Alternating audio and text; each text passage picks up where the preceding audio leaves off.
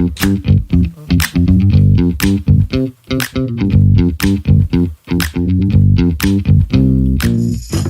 heard me share my dream for our family. What's your dream? Well, dreams are great, but if all we have is dreams, they're pretty worthless. Somehow we have to go from having a dream of accomplishing something as epic as raising a clan of kids who still love us when they are adults, to actually putting in the work that is going to bring that dream to life. In this episode of the Man They Remember podcast, we take a look at the core components of a system that will help us accomplish our dreams as men.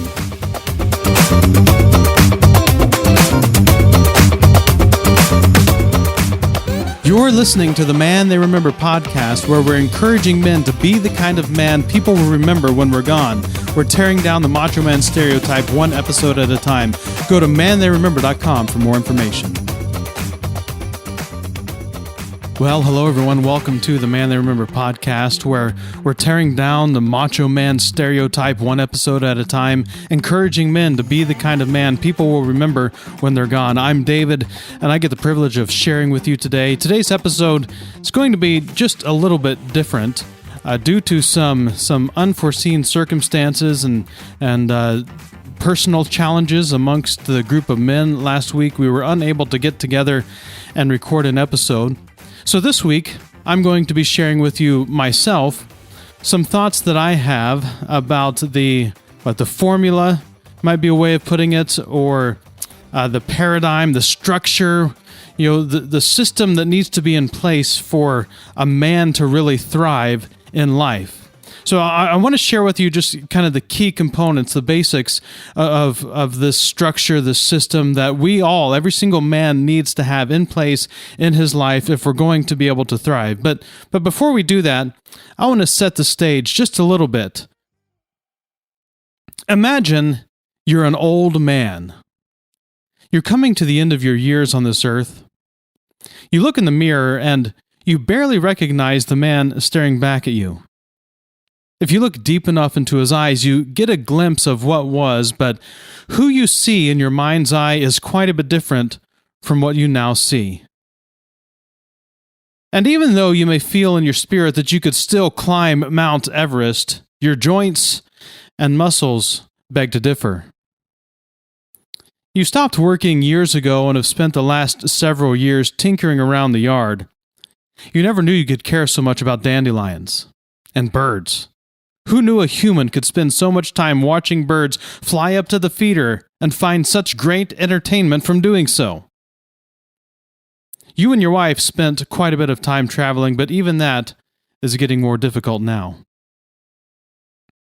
Sitting there in your recliner, doing the crossword or Wordle or whatever puzzle they have in the future, you find yourself reflecting on your life.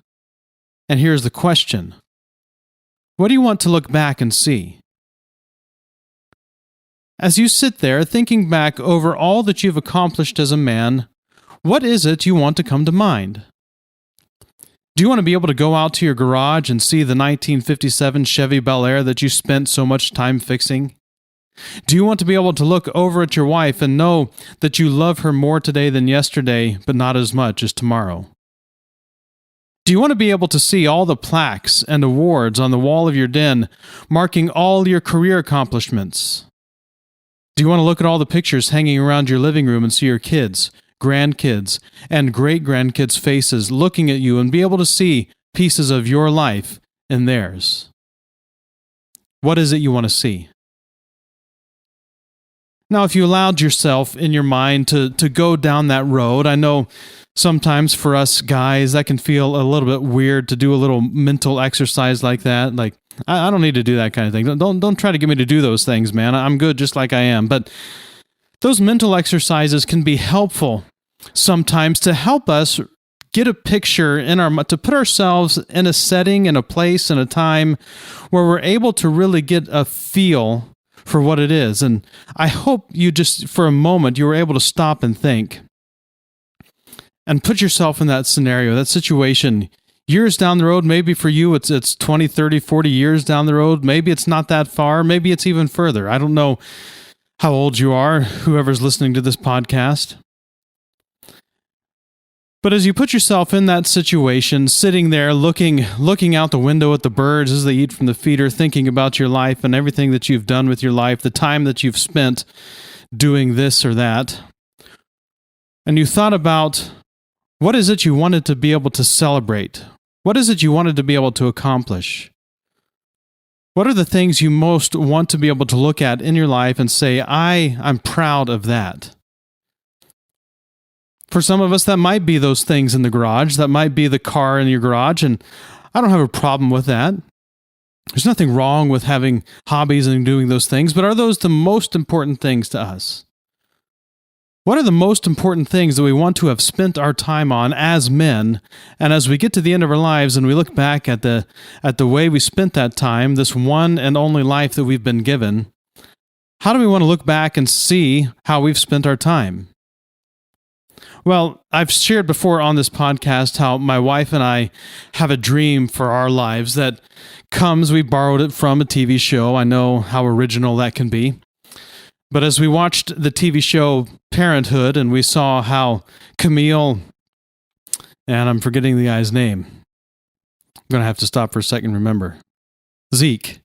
Camille and Zeke. So, as we watched Camille and Zeke, live out their lives as grandparents, having their kids and their grandkids come over to their home every Friday night, go out to the backyard, sit at this big long table with strings of lights hanging over the top of it, it created a picture in our minds of what we thought we wanted our lives to look like when we get to that stage in our own lives, that we want our kids to come over and we want to be able to have meals outdoors and we want to have our grandkids all there at the table, and we want it to happen on a regular basis. We don't want it to just happen, at Christmas and Easter and Thanksgiving, but we want it to happen often. And so that's become, a driving force for us in the way that we parent our kids and the things that we do together as a family, and the way we encourage them to become friends with one another and so on and so forth. That's become a driving force for us. And so we have this picture that we get to that point in our lives and we're able to look down that table and see our investment into our family and into our kids and their kids, our grandkids and great-grandkids, hopefully someday. So that's the picture for us. What's your picture? So I want to go over really quickly what I think are six things that are core components to get you there. Right? Like if you're looking at that picture in this, so you've created this mission or this vision for your life. How are you going to get there? Like, how are you going to go from this point to that point?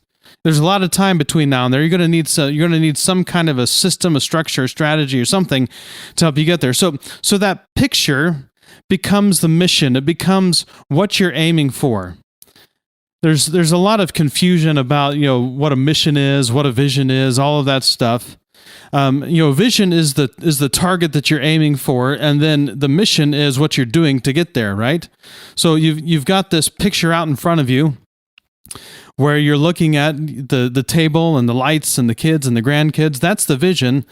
Then the mission is, what do you need to do to go from here, to get from here to there? So honestly, it's not that complicated. It's not that hard to figure out what a mission is and what a vision is and so on and so forth. What's hard, though, the hard part about it is, okay, so I know that's the picture. I know I need the mission. The mission is getting there, but okay, so what do I do to get there? and that's where I think a lot of us guys can get stuck. We can get hung up on, wait a second, I don't really know how to get there. I don't really know what I need to do to get there. I don't know all the steps. Don't freak me out, man. Like I don't know how to get there. That's just too big of a picture. I'm just gonna kind of go through life and see how it turns out. But if we want that picture, we need to have some intentionality. We talked about that in recent episodes of the podcast, how we want to live intentionally. We don't want to just go through life accidentally and see what happens to us. We want to actually happen to our life. That's what I've said for years. Don't let life happen to you, happen to your life. That's how we're designed. We're given agency over our lives. We're given agency to be able to determine for ourselves what we want to do, how we want to live, the choices we want to make all along the way. We've been given agency as men to do these things. So, how do you want to live? Like, how are you going to get there? Don't give up your agency to someone else. You decide how you want to do it. Now, I have some help. I'd like to help you with this. And the first thing is actually one of the things I think we can do as a podcast, as the Man They Remember podcast, is the first component I think you need is a coach. Some might call this a mentor, if that's an easier word for you. Maybe it's a guide. You need someone who can be a guide for you, someone in your life who can guide you on the journey, who can guide you where you're going. Now, you might already have a guide in your life. Maybe you've got a good relationship with your father or grandfather. You've got good examples that have kind of laid things out for you. But if you're like so many men today, you don't. In fact, probably the vast majority of men in our age bracket, my age bracket, I'm 42, so in the 40s, 30s, 40s, even some 50s, but 30s, 40s, 20s, younger, we haven't had a lot of intentional man training. It's kind of been taken out of our culture. It's been taken out of the American society. We didn't bring in a lot of these rites of passage that have existed in other cultures and even existed in some form in American history. We've kind of taken those out. So we don't really know. We're not clear what the journey is anymore for most of us. Now, but maybe you're there. And so maybe you've already got that coach. Maybe you've already got that guide who's there. Maybe you've got an example, but you don't have a guide. And I think we can come alongside you as the podcast, as Man They Remember, and we can help guide you in that direction. What you need, though, is you need a guide. If it helps to think of a football team, that's an easy example for me because I did spend a couple of years playing football, spent a lot of time watching football, especially college football. Go Bucks, right? Spent a lot of time, and I'm sorry if you're not a Buckeyes fan. I know not everyone's a Buckeyes fan, especially where I live. Like very few people actually root for the Buckeyes, but I was raised there. That I'm a Buckeyes fan. You grow up in Ohio, you're basically a Buckeyes fan. That is the team of Ohio, even more so than NFL teams. So I've spent a lot of time watching football, and I know how football works. So if it helps, you can picture a football team, right? You've got a coach, you've got players, you've got multiple coaches in college football, but it's just you've got a coach, you've got a head coach, you've got players, and we could really go down the rabbit hole and make this incredibly complicated. We're going to try to keep it simple, but you got a coach, you got a team, you've got an understudy, you've got a backup, right? You got somebody who's your backup, and then you've got practices. And then this one doesn't really fit. Teams have these now, especially in college football and pro football.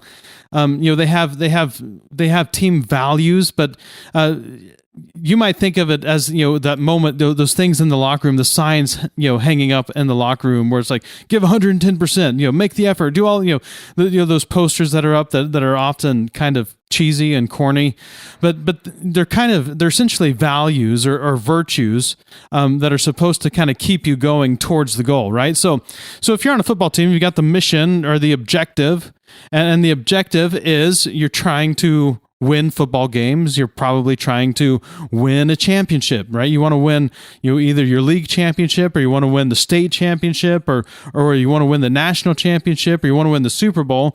You've got an objective that you're going after. You've got a coach who's guiding you on the way. You've got a team who's doing it with you, because there are no quarterbacks. There are no one-man football teams who've been able to win championships. There are no one-man basketball teams either. Sorry, LeBron, you can't do it by yourself. So you need a team, you need an understudy, and this is a huge hang-up in a lot of football teams, especially college football teams. They don't devote enough attention and time to the understudy, especially for the quarterback.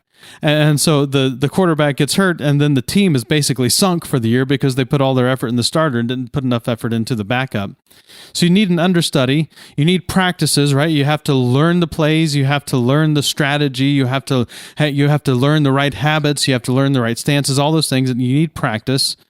And you need guardrails. You need things that are going to guide you on this journey all along the way that keep you motivated. You have to be optimistic. You have to have the right attitude. You have to, all of those things. So let me break these down for you really quickly and just kind of help paint a picture of this whole system, this whole structure that we need in our lives as men if we're going to become the kind of men people remember when we're gone. So we've already talked about the mission and the vision. What is your mission? What is the thing you're aiming at? What is the dream that you've got? Now, who's going to be your coach? Who's going to guide you along the way?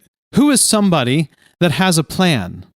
Who's somebody that knows a little bit more than you do, that can guide you on this journey? Somebody who maybe is an expert or someone who's, it'd be nice if you had, a grandpa or if you had an older guy in your life that could kind of be that coach for you, that mentor, but so many of us don't have it. So maybe we can help fulfill that role just a little bit. Who's someone that can guide you on this journey, who has, spent some time figuring things out, knows how things work, knows how the world works, knows what it takes to build good relationship with your wife and with your kids, and knows what it takes to invest in them in such a way that they want to come back around when they're older. Who's someone that can guide you in that process? Who's someone that has a plan to help you? So you need a coach, right? You need that coach who's going to guide you in the process. You need a team. Our American society would tell us that we can do this on our own, and that's just flat out false. We cannot do this on our own, guys. We can't. There are no lone soldiers, right? There are no lone rangers, I guess is the term. We like to celebrate that story in our movies, and we like to probably play out that story in a lot of video games. But the truth is, we need a team. If you're going on a mission in whatever video game you play, and now I'm not an expert in video games. I don't know very much at all about video games. But I know that a lot of the massively multiplayer games, you have to have teams, and you spend time together in your teams putting together missions to try to complete your objective, right? So even in our video games, we see we can't do things by ourselves. We need a team. So we've got teams in our video game, our virtual worlds. We've got teams at work that we work together with. Have we stopped to put together a team for the most important thing in our lives? And most of us, honestly, haven't. It's something I've longed for and tried to create, and I feel like it's something we're creating with our table of guys on the podcast. And it takes time, it takes effort, but who's going with you? Who's on the field with you? Right, so you're the quarterback. You're the guy that's really kind of the central player. The quarterback is the key component to any good football team. Every player is important. Right, you need every player. You need the line. You need somebody to hand the ball off to. You need somebody to throw the ball to. You need all of the team. Right, you can't do it without the team. But you're still the quarterback of your life. You're still sitting there, in the seat calling the shots when it comes to it. Like the one who's going to decide what to do with the ball on the field is you. Someone else isn't going to do that. But who's got your back while you're standing there making that decision, right? I'm a Bengals fan, been a Bengals fan my whole life. Most of that time has been a painful experience. But this last year, the Bengals made it to the Super Bowl. And it's because of Joe Burrow, right? Joe Burrow was the one leading the charge. Joe Burrow was the one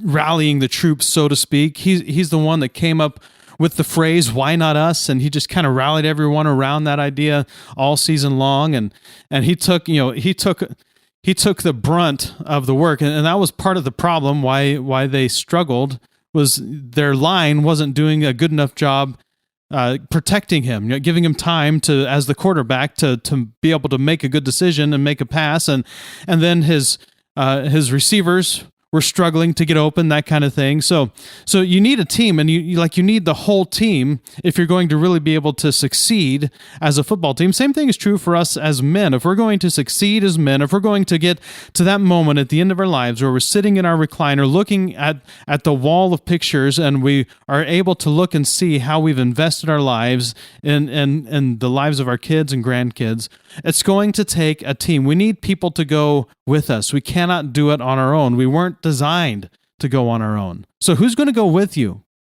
Who's going when things are really difficult? When you're going through a really difficult season with a kid, or when you're going through a difficult season with your spouse, when you're going through a difficult season at work, who is going to come alongside you as a team member and say, "Hey, you can do it. You got this. You're able. You're going to keep going." Right? So I'm happy to say, my brother and especially my brother and brother-in-law have been some of those people for me, encouraging me throughout the years when things have gotten difficult and challenging. And more recently, in the past couple of years, I've had some guys that you're hearing on the podcast have also come alongside, especially in this last year, I would say, alongside me and encouraged me in that way. So, I've got, the budding of this, and I'm excited about it, and I'm looking forward to it. Who's going to go with you? So you need the mission, you need the coach, you need the team, you need an understudy. This one may not seem like that big of a deal to you. If you're a father, this is probably going to be your kids. If you've got a son, that would be one of the most likely scenarios to go to for your understudy is your son. Who are you going to teach what you're learning? And you might say, well, why is that why do I have to teach? Why do I have to teach someone what I'm learning? Why can't I just learn it and apply it to my own life? Why do I have to teach it? And the reason is we retain 90% of what we teach someone else. So if you read something, you might retain like 40, 50%, maybe less. I can't remember all the statistics off my head. I know they're not very good. If you read something, you probably don't remember. If you hear a lecture, it's even less than that. I think it's down like the 10 to 15% of what we hear, even if you're an auditory learner. If you watch a video, you remember more. If you have a kinesthetic, I think is what it's called, a kinesthetic learning experience, hands-on learning experience, you remember even more. But none of those even compare to how much we retain of what we teach someone else. So if we really want to become, masters who eventually become guides in other people's lives, we have to start teaching this early, right? The sooner we start teaching other people how to do what we've learned how to do, or teach what we know, the better we're going to become at it. So if you really want to become, an excellent man, if you really want to become, a rich man who really knows a lot, you need to find someone to teach. You need an understudy, and you need to invest a lot of your time and effort and energy into that understudy, right? I mean, this is, I guess, Tom Brady, who I don't really care for, but everyone knows he's had a lot of great successes in his life. This is Tom Brady spending a lot of his time investing in his backup and trying to get his backup up to the level that he's at, getting him up to the best he can be. Who are you going to do that with, right? Mission, coach, team, understudy. The fifth thing is practice. What do you need to practice? Like, what are some things you need to practice and work on, right? As a football team, you have practices. You have way more practices than you have games. That's because it takes a lot of time to learn how to be a good football team. It takes a lot of time to learn how to be a good quarterback, and you have to have some practice where you're actually putting into practice the things that you're working on, and you have a guide or a coach there who's able to kind of say, okay, well, try this, or you did this, your hand when you were releasing the ball, it went off to the side instead of straight forward, or you didn't follow through. Whatever the critique may be from your coach, you need a coach who's there while you're practicing it, and you need practices, right? You need things that you do that reinforce what you're learning. So, community of men, camaraderie, that would be one of the practices, right? There are practices. You can say you have a team, but if you don't spend time with your team, that would be the practice, right? The habit of spending time with your team. If you're not doing that, then you don't really have a team. You might say you have a team, but you haven't put that into practice. So that's what I mean by practices. What are the things you need to do? And a subcategory of that, we've talked about this several times now on the podcast, would be what you might, within the football analogy, you'd call scrimmages. We would call them shared experiences. What are some experiences you can create to give yourself real-world practice of what you're trying to learn? For instance, one of the values that we have, that we've talked about, is overcoming adversity, or it's endurance. It's continuing on, right? It's perseverance. That's one of our values here at Man They Remember, where we talk about from time to time on the podcast.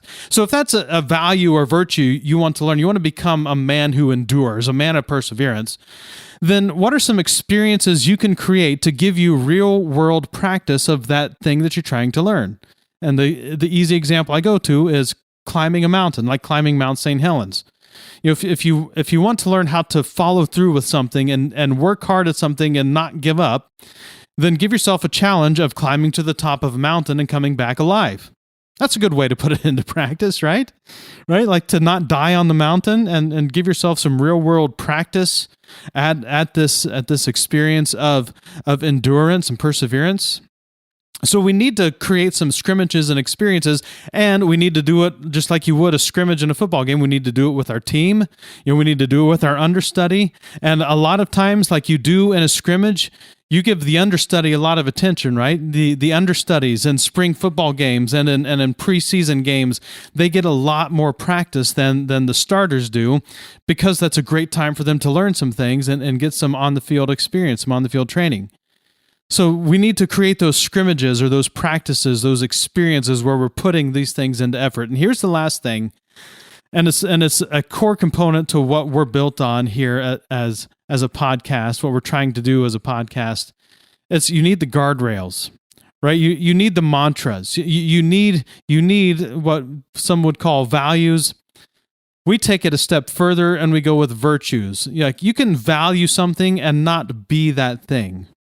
Right? You can value something and not be it. You can have something that's a value to you, that's important to you, and not be it, right? You can value, I'm trying to think of something. You can value recreation, right? You can have a value of doing recreational activities, but that doesn't mean you are a recreative person, I guess. Am I making sense? Maybe not. I'll have to think of some better ways to illustrate this in the future. But a virtue is something you are. So that's why we have the 7 virtues that we've talked about. We've talked about being humble, hungry, hopeful, honest, helpful.